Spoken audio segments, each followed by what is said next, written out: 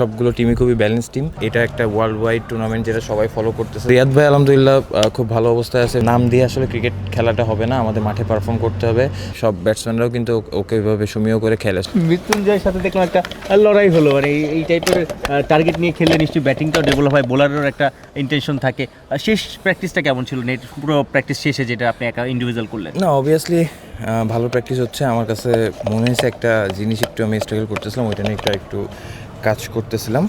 আর হ্যাঁ, শেষের দিকে মৃত্যুঞ্জয়ও আমি আমার মতো করতেছিলাম, ও বললো যে আসলে ও একটু বোলিং করতে চায়, তো এই কারণেই আসলে। কয় বলে কত হলো?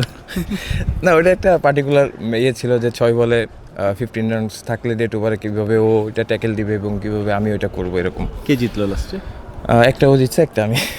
ওভারঅল বিপিএলটা এখন পর্যন্ত আপনি কীভাবে ইভ্যালুয়েট করবেন? এখনও ট্রফি আসেনি, কিংবা ওইভাবে ক্যাপ্টেন্স ফটো সেশনও আমরা দেখিনি। অবভিয়াসলি ভাই, আমার কাছে মনে হয় যে খুব বড় একটা চ্যালেঞ্জ এইবারে বিপিএলটা করা। But at the same time আমাদের মনে হতে হবে যে সিচুয়েশন সব কিছু মিলায় আসলে বড় অনেক চেষ্টা করতেছে।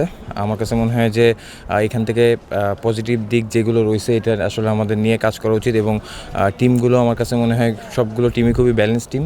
সো টুর্নামেন্ট স্টার্ট হলে আমার কাছে মনে হয় যে ইনশাল্লাহ কম্পিটিটিভ একটা টুর্নামেন্ট হবে।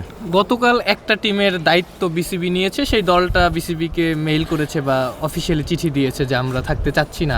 পাশাপাশি দুপুরেও আরেকটা ইনসিডেন্ট ঘটেছিল, নোয়াখালীর দুজন কোচ তারা চলে গিয়েছিলেন। প্রতিবারই এরকম ঘটনা ঘটতে থাকে, কিন্তু এইবার মনে হচ্ছে যে সব কিছু ছাড়িয়ে যাচ্ছে। মূল সমস্যার জায়গাটা কোথায়? দেখেন, অ্যাজ এ প্লেয়ার হিসেবে আমার কাজটা হচ্ছে মাঠে খেলা।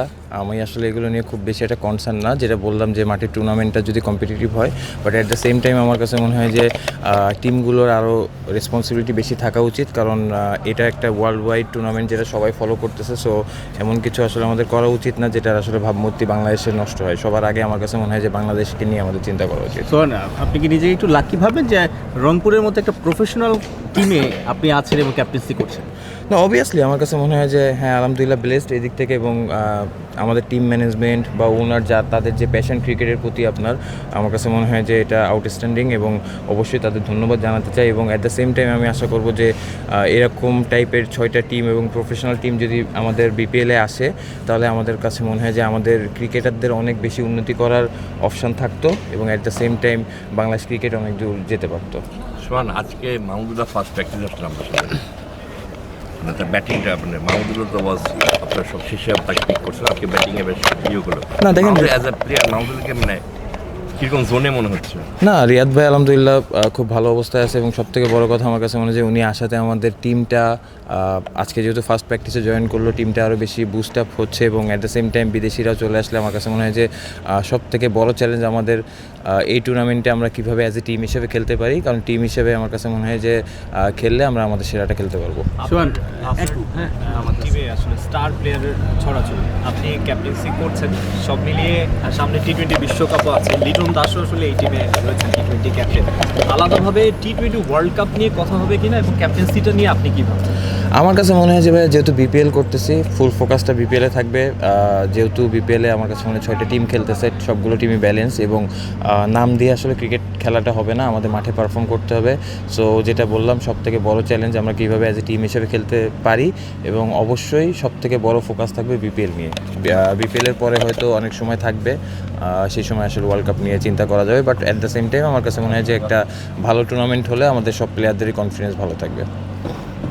লাস্ট মাহমুদুল্লাহ তো আসলে কোনো ন্যাশনাল টিমে খেলছেন না, মানে এখন এরকম একটা বয়স্ক প্লেয়ার, মানে এরকম প্লেয়ারকে আর কি, বয়স বলছে না, প্লেয়ারকে হাউ ডাজ ই মোটিভেট? আপনি তাকে খুব কাছ থেকে দেখেন, মানে এই যে কোনো কিছু তার সামনে তো আসলে কোনো গোল নাই যে আমি টি-20 বিশ্বকাপ খেলবো কি বেড়ে খেলবো, বাট স্টিল তার যে প্র্যাকটিস, সকাল থেকে প্র্যাকটিস দেখলাম যে সকাল থেকে খুবই হার্ডওয়ার্ক করছে।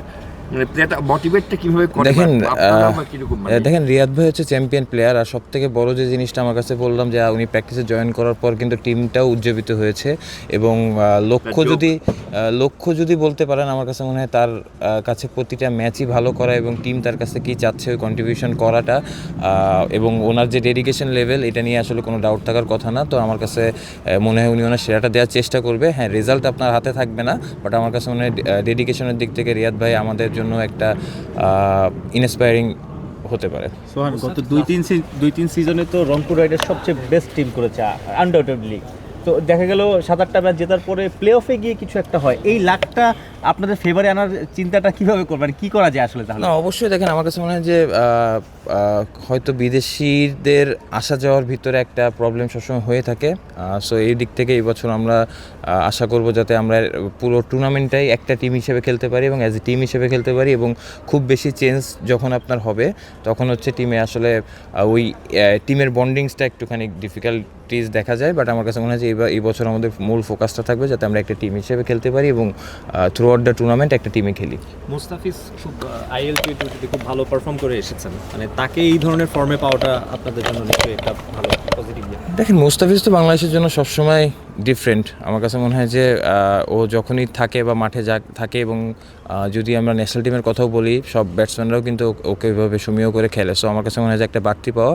আর সব অবভিয়াসলি আমরা বললাম যেটা দেখেন সবারই একটা রোল থাকবে। সো রোল থেকে আমার কাছে মনে হয় যে সবাই সবার জায়গা থেকে 100% দেওয়ার চেষ্টাটা করবে, কারণ আপনার কাছে আপনি টিমের জন্য 100% মানে চেষ্টা করতে পারেন, বাট রেজাল্ট তো আসলে সব কিছু আপনার উপরে থাকবে না। বাট যেটা বললাম যে একজন আরেকজনকে ব্যাক করা এবং অ্যাজ এ টিম হিসেবে খেলাটা ইম্পর্টেন্ট।